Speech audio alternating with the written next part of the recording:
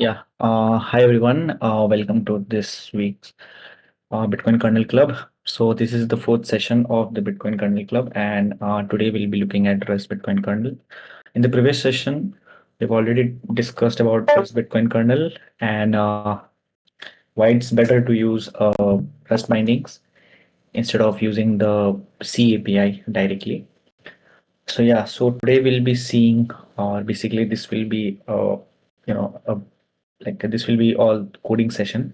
So we'll be looking at the script verification and block validation as well, if you have time. But before that, we'll just look into the script verification and then block validation. So if you have any doubts and questions, you can just unmute yourself and just ask the question.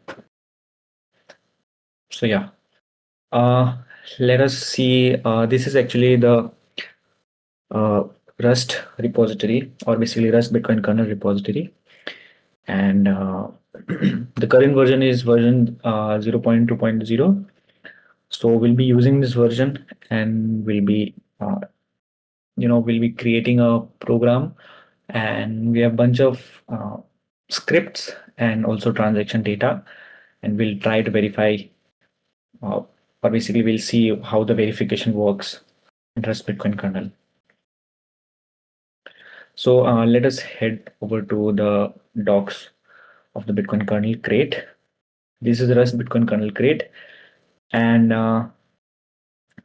this is just the introduction. We have Rust Bitcoin kernel, Rust bindings for Bitcoin kernel library, and then key features we have is block processing, script verification, chain queries, event notification, memory safety as well. Block processing is basically, you have a bunch of block data and you want to process that block. Processing means you are validating that block, or basically doing all the consensus checks, all validation logic with the block, and then submitting that block to your own hard disk, or basically keeping state of the block. So there are two types of checks we've already discussed, that is context free and one is contextual. So context free, you don't require the state of the whole blockchain, or basically you don't require the blockchain data from the Genesis block, and that is contextual, or basically context free. Context free, you don't require any of the blockchain data, and there you will just be doing all the consensus checks, such as whether that block has Coinbase transaction, whether the block weight is under the limit, and bunch of consensus checks. And the another one is contextual check, which means that there will be you will need the whole blockchain state right from the Genesis block, and then we'll verify the block with respect to the whole blockchain data. And why do we need whole blockchain data? Because when we are verifying a block, we need the previous block, because we need the data whether this block is under the the limit, or basically n bits, we say it is under the previous one, and also it is under the difficulty. So without the whole blockchain state, we don't actually have the current difficulty, or basically the target. So yeah, that is the difference between contextual and context free. And in the Rust Bitcoin kernel crate, we have script verification, and script verification, as we've already discussed, we don't require the blockchain state, or basically we don't require the whole blockchain state, because in script verification we are just verifying whether this script pub key matches with the transaction script, or basically transaction data, or raw hex data of the transaction. And how do we verify that? We'll just verify whether this script is script matches the signature, or basically spends the inputs of the transaction data that we have given. So we'll just verify that using this Rust Bitcoin kernel. So yeah, there are also a bunch of examples in this Rust docs for Bitcoin kernel crate. We have basic block validation, and since it requires context, And for context, we need to build the context, and this means this is the contextual check. But we have also got context-free checks where you don't require this change state manager and the context. Just need the block data. And then we have script verification. In the script verification, we actually need the transaction data, or basically the pre-computed transaction data. What does pre-computed transaction data means? It's like suppose you have got the transaction data hex value, and then you will pre-compute all the script. Or basically, suppose we have got the transaction hex, and it contains all the amounts and all the signatures. So pre-computed transaction data, what it does, it actually converts all the hex decimal into bytes, and then also does a pre-computed calculation using ECDSH signature. And when you provide the script pub key, it will just verify with the signature. So that is pretty fast. Instead of using the transaction class Bitcoin Core, so we use pre-computed transaction data. So it actually pre-computes all the data. So as you see here, what we need is spending transaction bytes, or basically the raw transaction data, and previous transaction bytes, basically all the inputs, and then the spending transaction, it's basically the conversion of the transaction bytes into hex, and then after the hex we convert it to the transaction data type. And transaction data type is just a Rust struct, you can say. That's actually data structure. And we need the previous transaction, we need outputs as well. And then we convert that to pre-computed transaction data. And using this pre-computed transaction data and the new trade, and we'll just provide the spending transaction and then the amount, or basically not amount, are the outputs of the transaction. And with pre-computed transaction data, we'll just verify whether that script matches the transaction or not, whether it spends the transaction input or not. So yeah, this was it about basic intro about the script verification. We've also got notifications, event notifications. When we verify a script or basically verify a block, so the C API, it just returns 0 or 1 or -1 for true or false cases. But we might require a lot of reason why this script verification or the block verification failed. So for that reason, we have got notifications, what notifications, and logging as well. So what notification logging does, they actually pass the failure reason why this script verification or why the block validation failed. And also, when we submit a block, actually you can submit a block to your blockchain data using C API, or basically Bitcoin kernel. So when you submit a block data, and then the consensus check, it will verify whether that block is valid or not, and also it will verify whether that block does all the contextual checks or not, passes all the contextual checks. Basically, it is under the target of the previous block. So it does all the checks, and then it submits that block data to your blockchain state or data directory. So yeah, chain traversal. So for example, you have a whole blockchain state, or basically you have a whole blockchain data right from the Genesis block. So you can do a chain traversal. Chain traversal means, suppose you have got a whole blockchain state, so you want to just see the block number 700K. So you can do that without needing to sync your Bitcoin node to other node. So this is very helpful when there is no internet connection. You just want to traverse the data directory or the whole blockchain state. So this is very helpful. So for this, you don't require the internet connection. You just need the whole blockchain state data. So yeah, you can do the chain traversal using the Bitcoin kernel as well. And then we have got error handling and a bunch of extra error handling from the Rust bindings. And this is the reason why we should be using Rust Bitcoin kernel instead of C header API or basically C API. And because it provides the safe way to use the Bitcoin kernel crate, Bitcoin kernel library. So yeah, this was it. Now we'll just see a bunch of script verification. So here I've got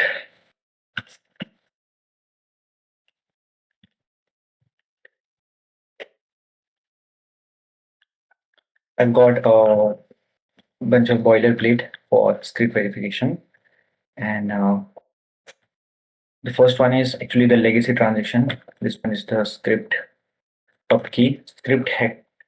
Previous script hex means the script pub key, and then this is the spending transaction, or basically the raw transaction data.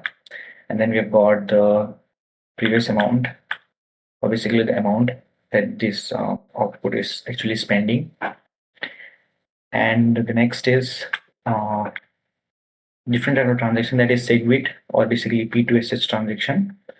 We have got the script pub key, we have got the transaction hex, raw hex data, and then we have got the previous amount. And the another is native SegWit, P2WPKH. Similarly, we have got script pub key, we have got spending transaction and amount. And another one is taproot transaction. So we've got again script pub key, uh, transaction raw hex data, and then the amount. So what we can do is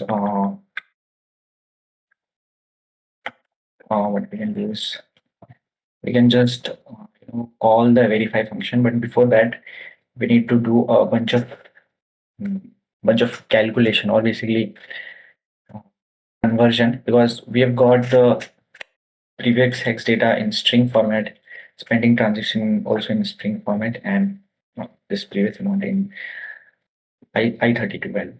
Okay, so let us look how you can do that. So first we need is so instead of writing the verification function for verification code for every part of the for every different the test cases, so what we can do is we can just create a method for verifying a script, verify script, and it will return what it will return. Let us see the docs.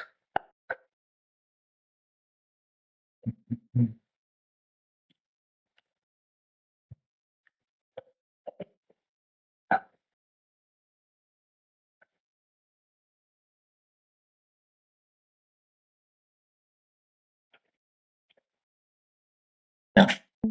So the verify function in the docs script verify, we are returning the result type with the error as kernel error. So we'll just use that. Result, then error type is kernel. Now for the parameters part, what we need is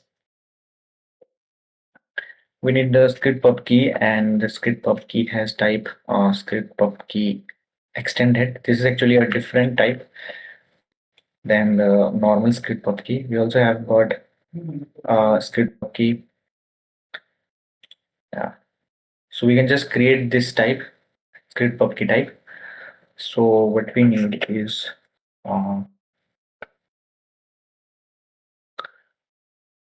what we need here. Okay, we need the script in bytes. Okay, so we need in bytes. So what we can do is we can create a script. This will be in hex format. We'll accept in hex format. Let us keep in string. Then the next is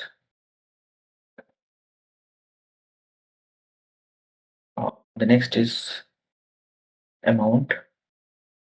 Okay. But before amount, we also need spending transaction hex data. Basically transaction 2. So we need that. So yeah, what we can do is we can create a spending transaction X and the data type would be spend. Next we can do is amount. Yeah, let's take amount.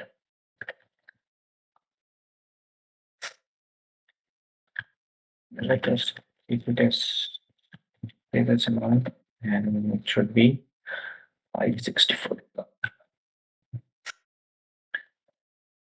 What is the next part? We have done with this three part. We need input index. Okay.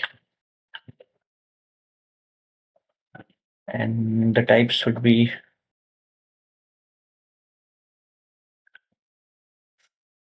view size. And then what we need is flags and output. Okay. Yeah, we need flags. And we need to do pre-compute transaction data in this inside this function. But for that, for pre-computed transaction data, we need the outputs, right? Yeah, we need outputs.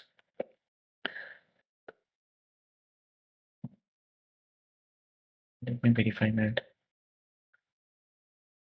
Yes, we need spent outputs and we need the raw transaction data.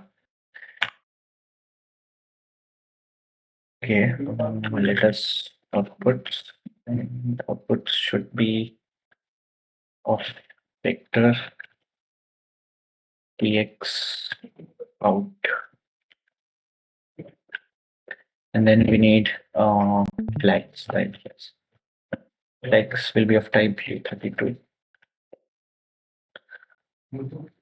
So we are done with creation of the method for verifying the script. Now what we can do is we can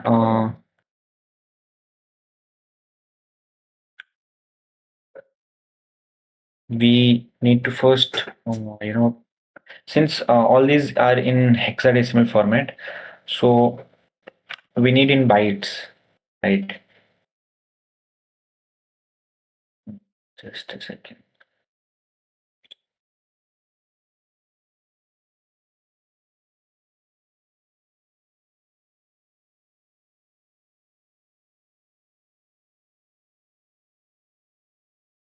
Okay, so we need in script pub key format and script pub key format. Let me see. Okay, yeah. So we can create a script pub key with the new trade, and then for that we need script pub key in bytes. So we have got in hexadecimal string. Now we need to convert that into bytes. Okay, so for that, converting to bytes, we need the hex crate. We can leverage the hex crate and script.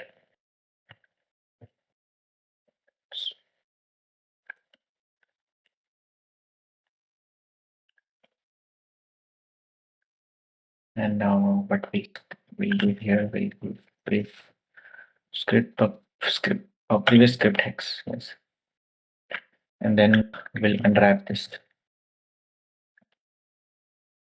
And the next is the spending transaction. We'll also decode this to bytes.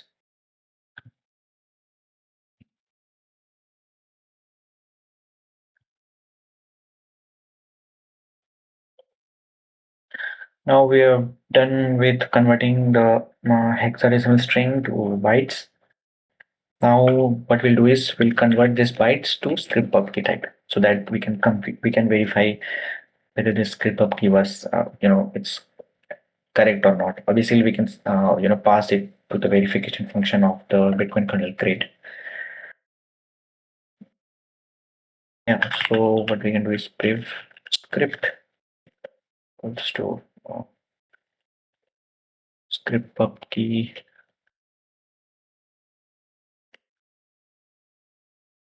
Okay, we have got try from, and this takes the template T.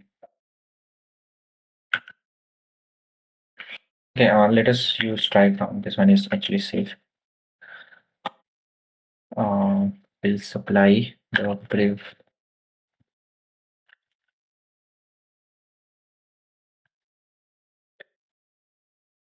We'll supply the bytes and we'll supply it as slices, and then unwrap this. Similarly, we'll convert the spending transaction to of type the transaction type.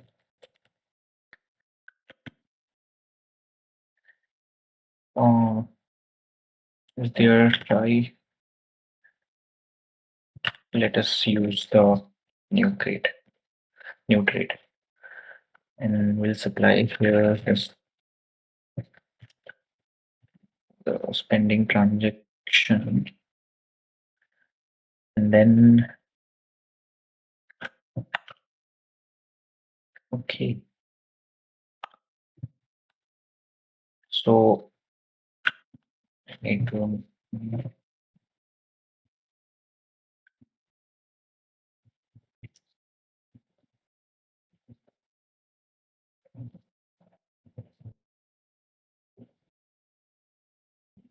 as slice and unwrap.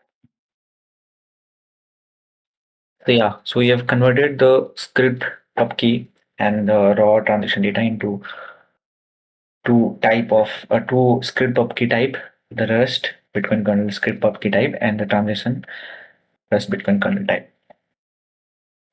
Okay, now what we need is pre-computer transaction data. So what we can do is we can, and then we can do new, and here we need uh, transaction type. So we can just apply the spending transaction type, and here we can just apply the outputs. So outputs, I guess it's in vector format.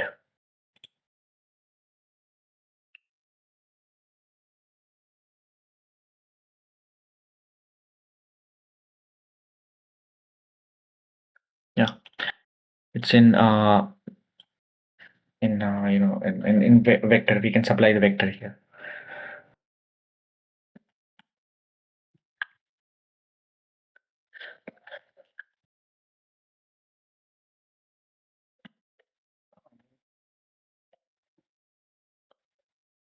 And then we can unwrap it. Now we are done with conversion of the hex string to bytes, and then from bytes to script pub key and transaction data, and from transaction data we have converted to pre-computer transaction data. So now we can directly use the verify function. Here we need to provide script pub key, so we can directly give the previous script type, and then amount is in previous amount, and what else?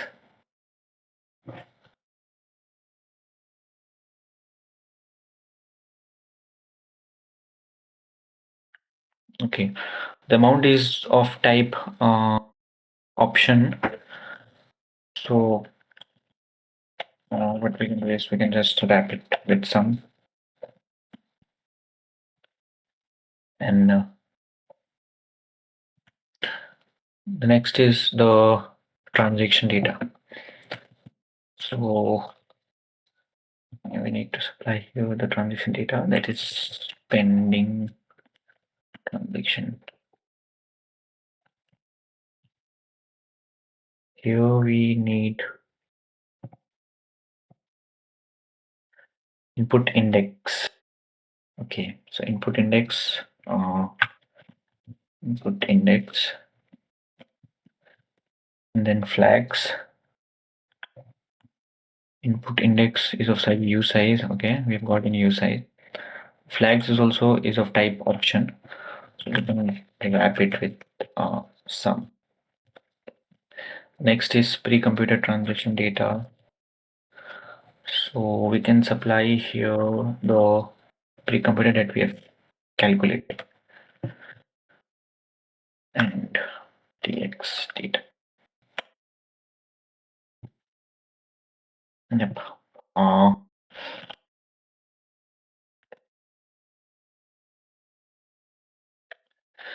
So we can just use question mark here for even if it fails, then it will just return. If it succeeds, then we'll just return OK.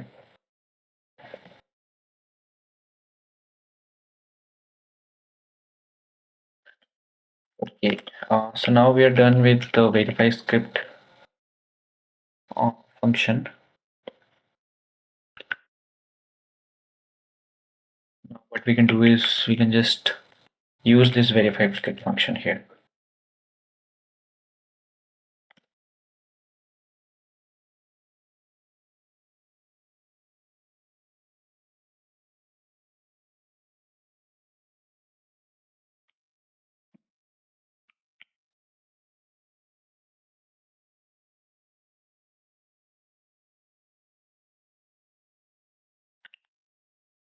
Verify script, we need previous script hex. Okay, so we've got previous script hex, we've got spending transaction hex in string format, previous amount, input index, input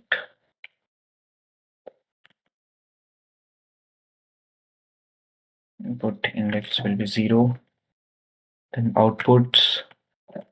So in the case of outputs, we don't need to provide outputs because this is just the legacy transaction.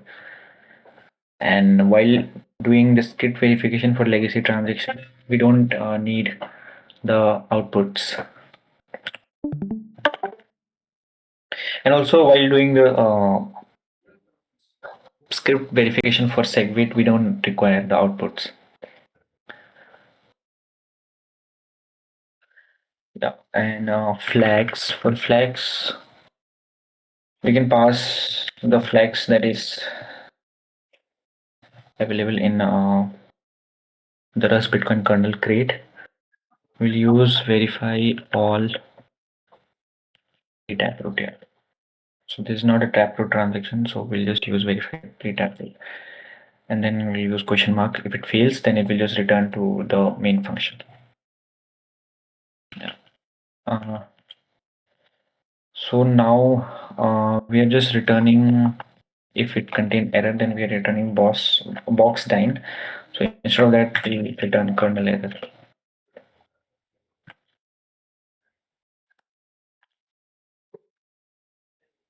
Yep.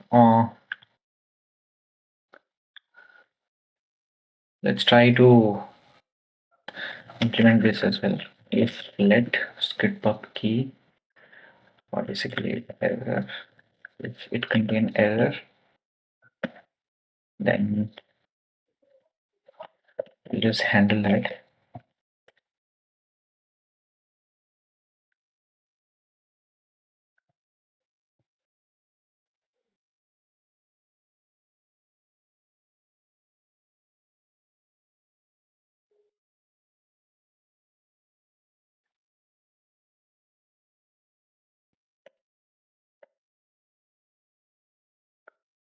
Yep.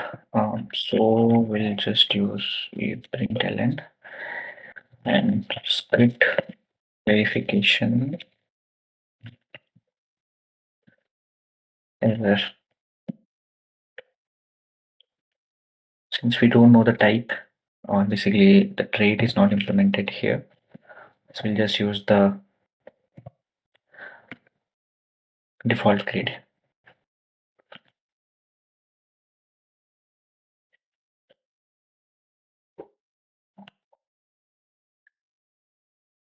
If the script verification is successful, then we'll print here that script verification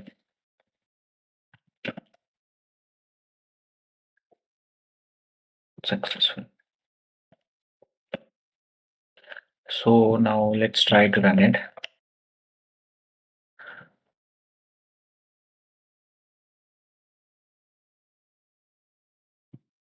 Okay. So now the expected type is TX out, and we are supplying. Okay.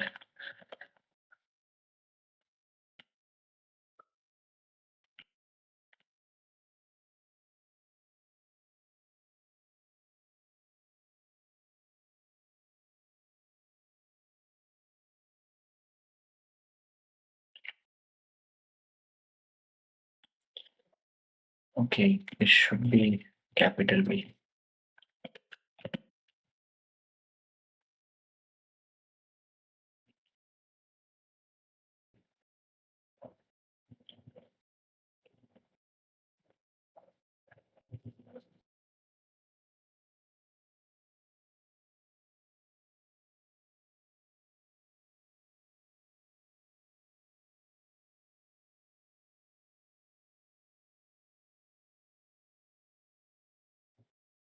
Error.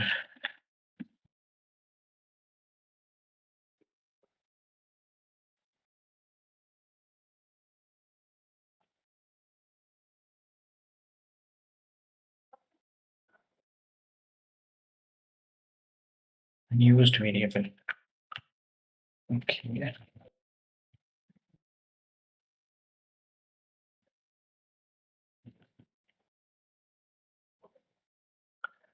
We are supplying previous script hex, spending transaction hex, previous amount, and 0. Okay. And then vector, and then the flag.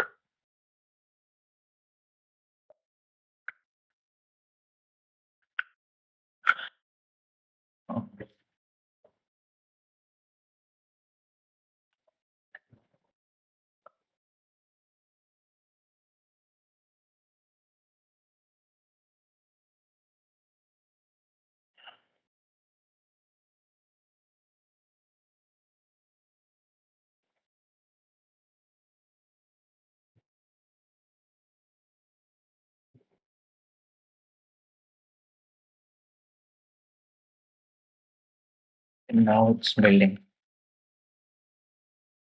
So we'll do cargo run. So yeah, you can see the script verification was successful. And if I try to change some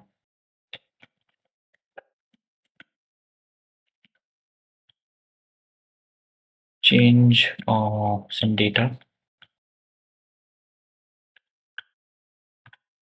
something like G,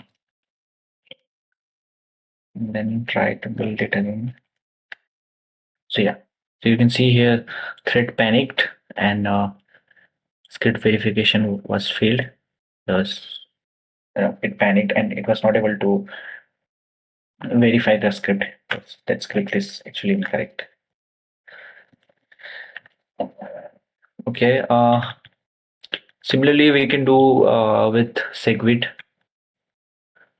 transaction. We can do with P2 WPKH as well. We can do with Taproot. We can try this out. I'll just post it into the Bitcoin kernel repo.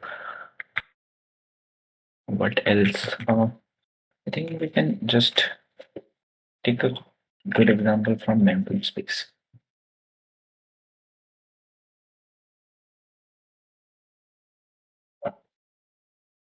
So let us take a transaction that has been mined already.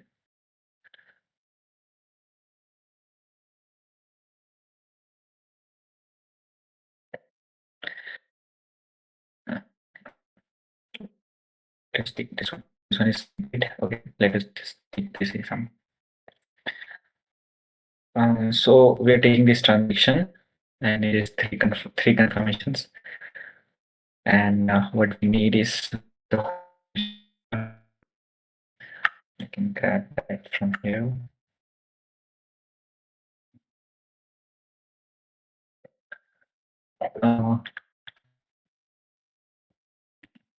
So we'll delete this one, and paste this transaction data here. And what we need script pub key. So this one is the script pub key hex for output 0. Yeah. So I can paste it here.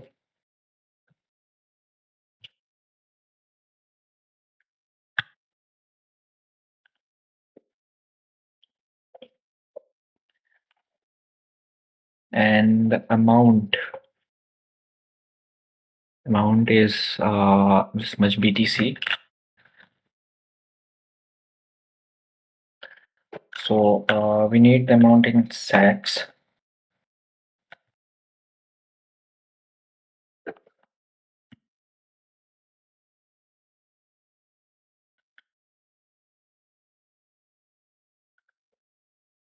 Yeah.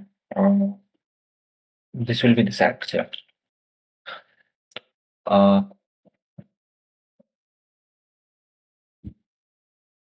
So what else? What else do we need? We have got script pub key hex. We have got the spending transaction hex. We got the previous amount. Now let's try to verify this.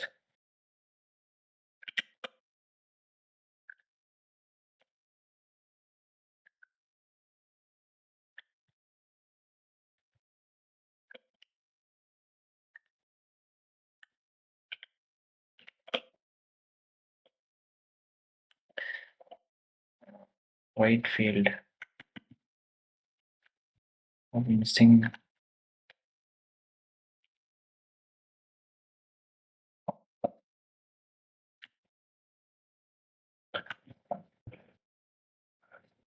This one is the BTC amount. This is the script pub key. P2WPKH is the input amount 0.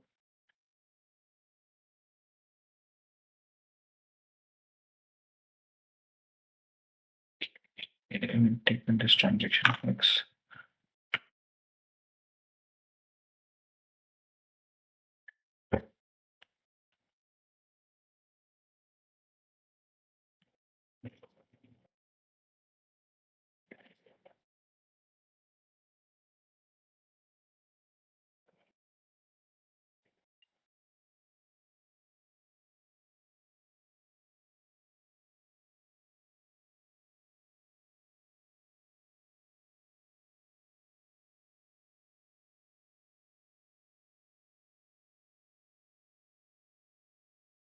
Okay, I'm missing.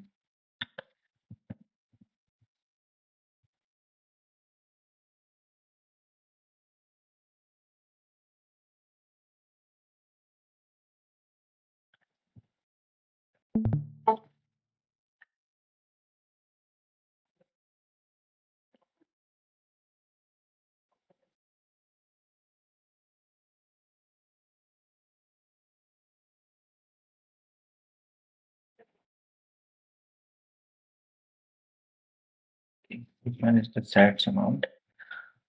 So we'll just use that here.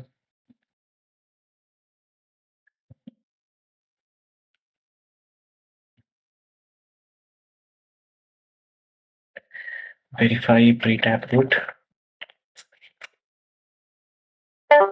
And then what else do we need?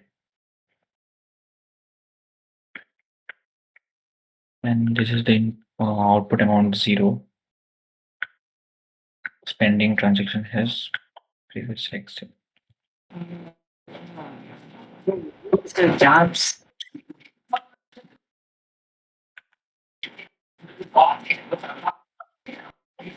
Hello. Yeah. Right. Means I think you is a capital that thing means Can't actually hear you nicely, Ashwin, if you're saying anything.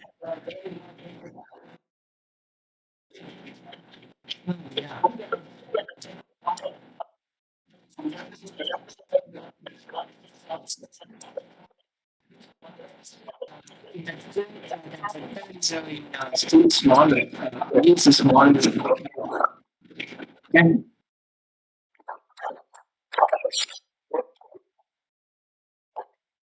Voice is actually not clear, so can you just type in the chat?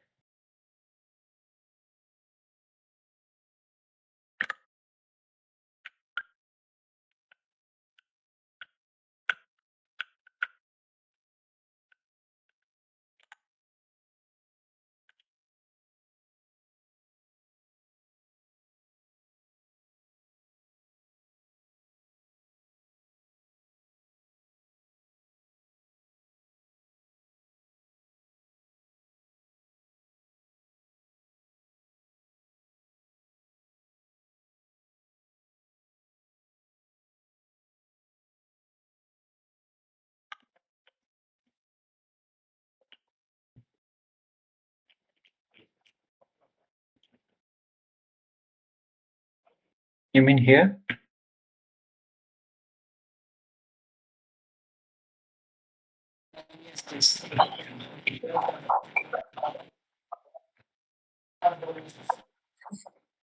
Hmm. This should be small, I suppose.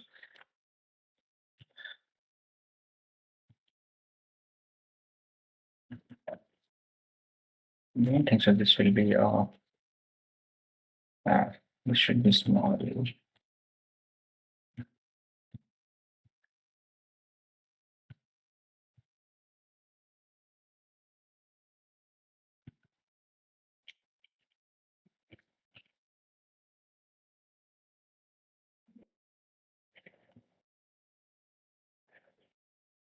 Let us take another example.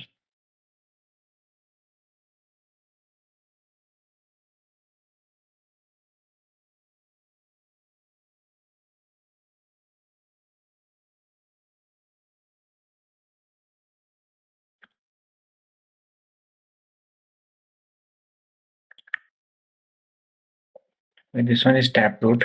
Let's not take taproot. Let's take a segue transaction.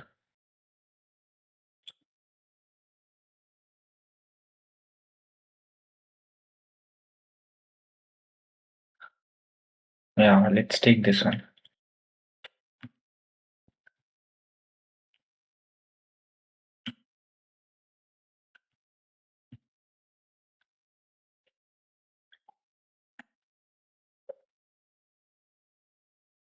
What is the transaction hex?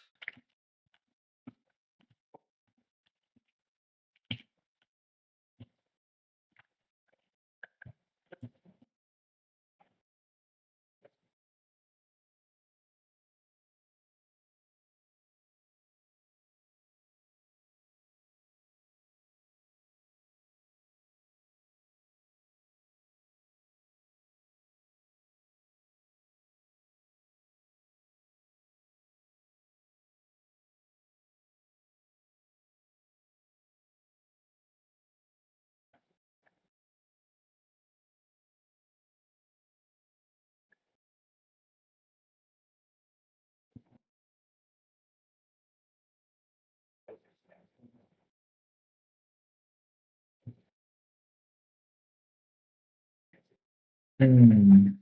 Oh, it's failing.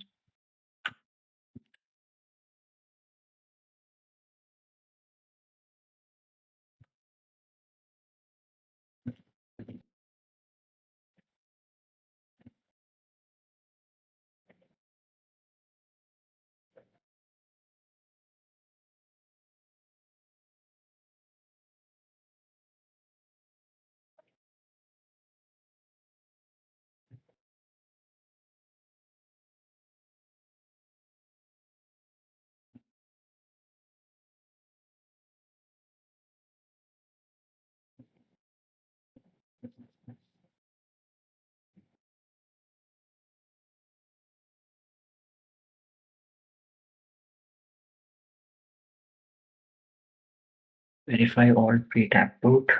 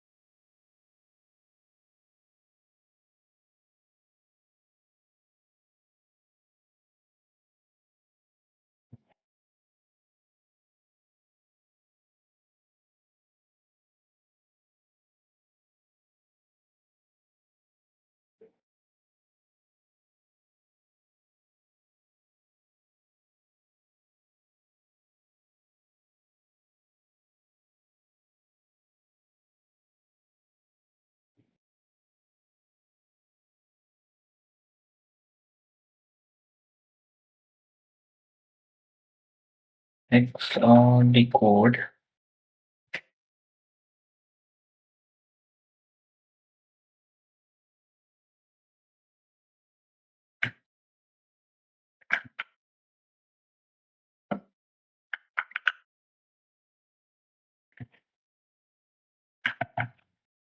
Slice.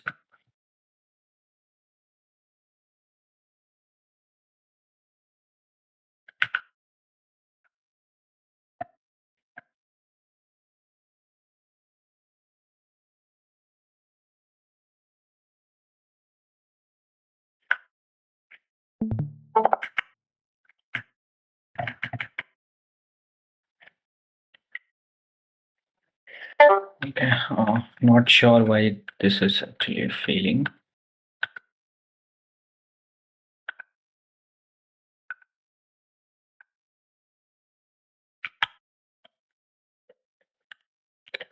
Let's try to run one.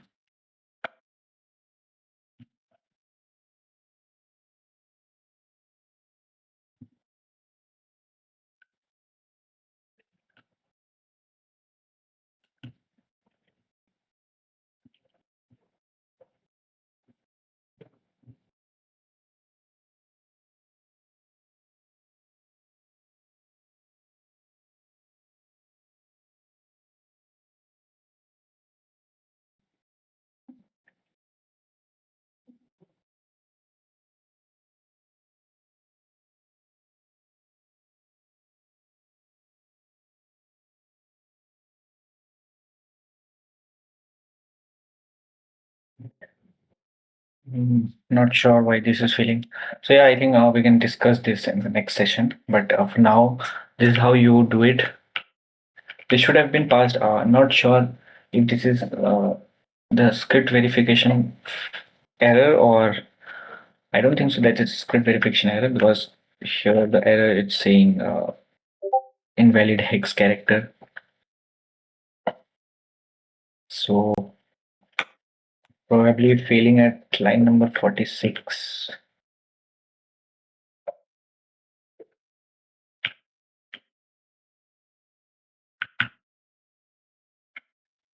Uh, but this is how you do it. I'm just not sure why this hex decode is actually failing.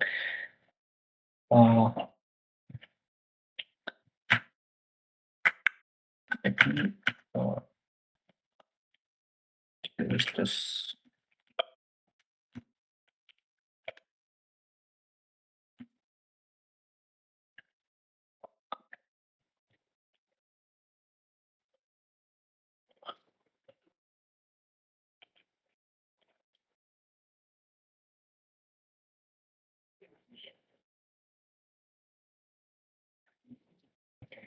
Yeah, this is how you do it.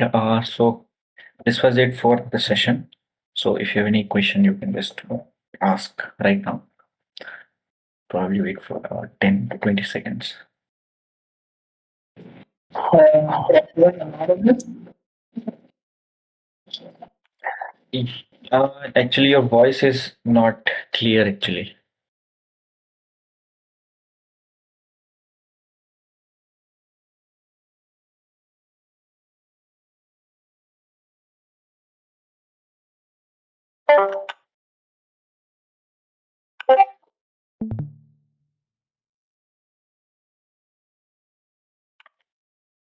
Uh,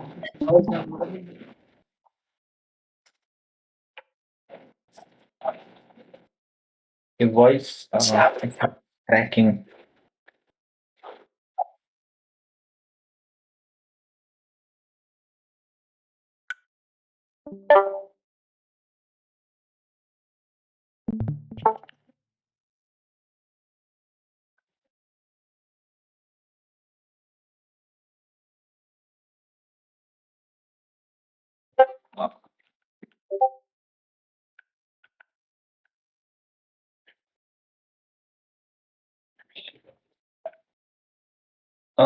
Yeah, so I think we can probably end this. Okay, he's typing. Ashwin is typing.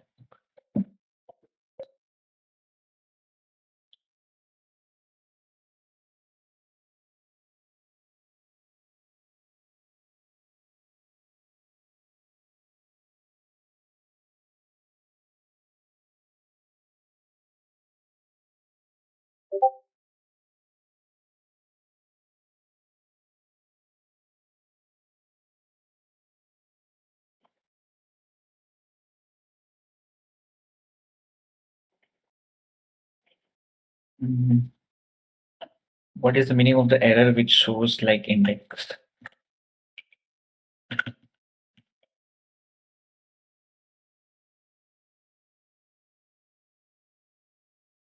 What this one?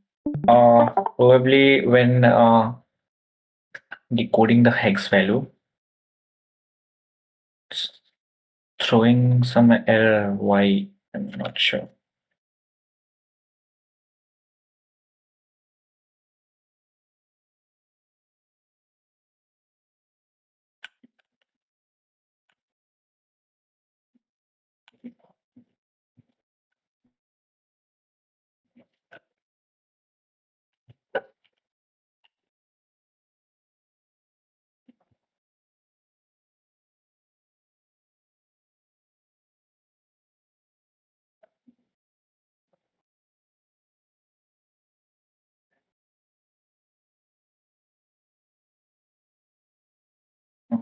Maybe when it's trying to decode, the 8 is actually G, so that's why it's showing the index error.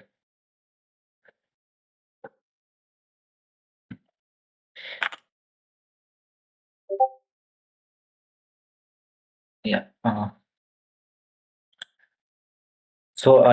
This was it for the session. So in the next session, we'll just see the block validation, and also we'll try to decode this. We'll also see how you can verify a script with respect to the transaction directly, getting the data from mempool and or basically mempool.space, just verifying that transaction data. We'll just see that.